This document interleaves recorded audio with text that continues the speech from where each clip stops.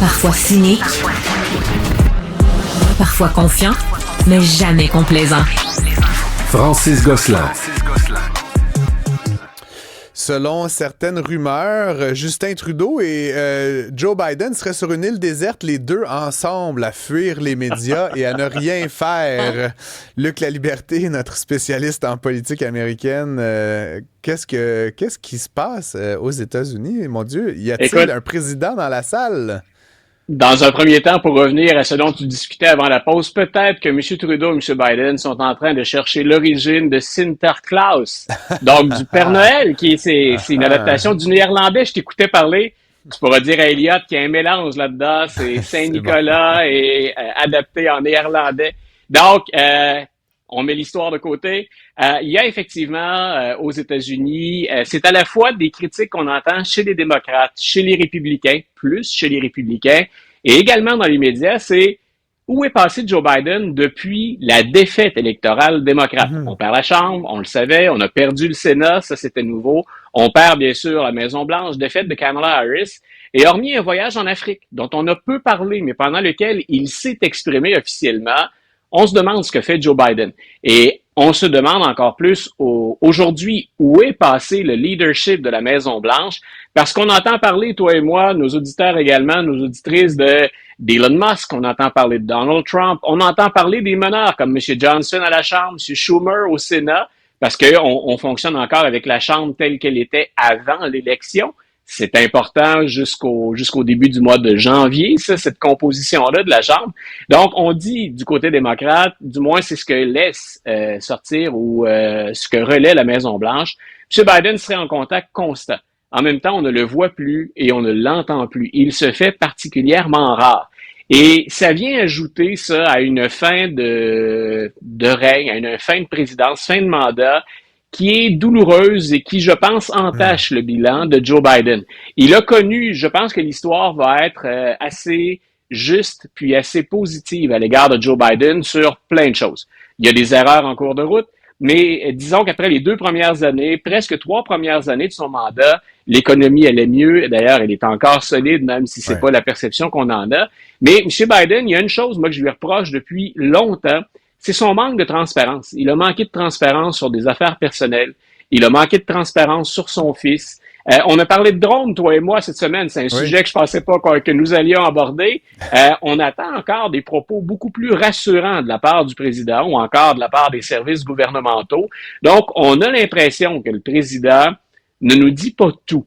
Donc, ou encore, soit il manque de transparence, soit il est encore plus diminué, parce que c'est ce qu'on lit aussi sur les réseaux sociaux, il est peut-être encore plus diminué que ce à quoi on s'attendait. Et il y aurait même, il faut voir quelle serait la source, il y a même quelqu'un qui a dit, écoutez, on a eu à le couvrir et à le protéger depuis la première journée de sa présidence, parce que le déclin à la fois physique et cognitif était connu et assumé par l'entourage.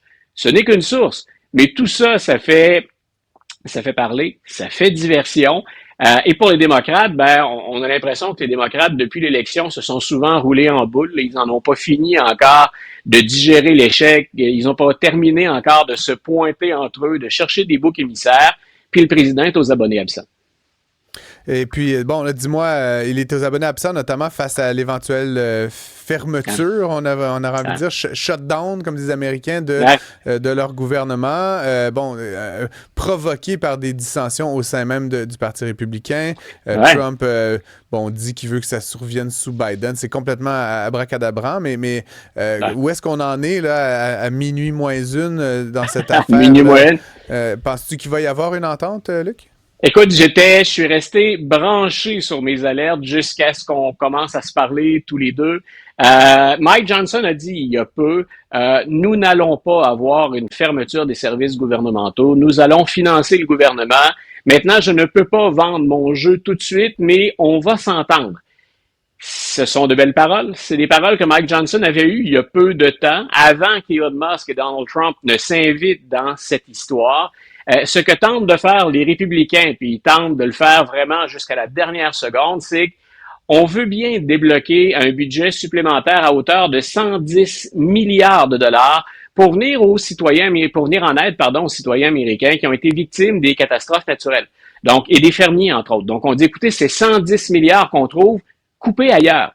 Dans ce qu'on avait comme entente précédemment, il y avait déjà des coupures majeures, entre autres, des milliards de dollars pour la recherche sur le cancer infantile ou sur le cancer qui touche les enfants. On en est rendu là. Quand on dit on coupe dans le gras, je suis plus certain qu'on soit encore dans le gras. Mais donc, les démocrates, eux, souhaitaient que ces mesures-là soient incluses. On est parvenu à un compromis, mais ce n'est pas encore suffisant. Et la condition sur laquelle insiste Donald Trump aujourd'hui, au moment où on se parle, c'est avec ce budget-là, vous devez également nous débarrasser de ce plafond salarial. Soit vous vous entendez sur le plafond, mais sur une longue période, grosso modo, je ne veux pas avoir à composer avec ça. Idéalement, faisons-le sauter. Et c'est là où je te disais, peut-être que les circonstances, je te disais ça hier, peut-être que les circonstances sont pas idéales à minuit moins une, mais si on ne le fait pas là, je pense qu'il faudrait en reparler après. C'est vraiment une invention machiavélique dont se sont dotés les Américains, qui mettent finalement leur stabilité puis parfois leur réputation au plan économique. On met ça dans la balance puis on se livre à un psychodrame trop régulièrement. Donc, où est-ce qu'on en est là à minuit? Oui, vas-y, pardon. Ouais, non, mais petite anecdote, là, qu'il y a un journaliste qui m'a contacté aujourd'hui pour me demander si je pouvais commenter sur le fameux plafond de la dette et toutes ces histoires. J'ai dit, mais allez écouter mon segment d'hier avec Luc La Liberté, là, vous allez tout savoir, honnêtement. Écoute, je dois te laisser, mais tu voulais nous faire quelques recommandations de films. Et je dis tiens, parce qu'évidemment, on est vendredi 20 décembre, à la veille de Noël. The 666 sur Netflix. Raconte-nous, là, qu'est-ce qu'il faut voir, là, peut-être, là, rapidement. Écoute, j'aime bien le cinéma historique, puis il semble que le film soit honnête. La critique du New York Times, en tout cas, lui rendait justice. 688, c'est le seul régiment composé entièrement de femmes noires pendant la Deuxième Guerre mondiale. Il y a une activiste, Mme Bethune, qui contacte Eleanor Roosevelt, qui est la première dame des États-Unis pour la Deuxième Guerre mondiale, et les deux vont exercer des pressions sur Franklin Delano Roosevelt pour qu'il crée cette unité strictement composée de femmes noires. Et quel est leur mandat?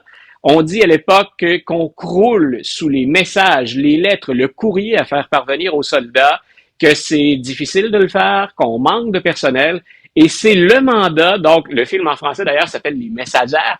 Donc, le 688, c'était le numéro de l'unité. 6888, là, pour ceux qui cherchent. 6888, c'est sur Netflix, voilà. Luc, on peut trouver. Donc, petite recommandation à voir donc pendant les fêtes, si vous êtes amateur de cinéma historique américain. Luc La Liberté, on se retrouve la semaine prochaine. Je pense que tu es fidèle au poste comme moi. Le lundi et mardi jusqu'à la veille de Noël. Nous serons tous les deux liés. Jusqu'à la réouverture du gouvernement, Luc La Liberté sera avec nous. Merci, on se dira joyeux Noël le moment venu. Bon week-end à toi. Oui, bonne fin de semaine. Oui, toi aussi. Bye, Francis.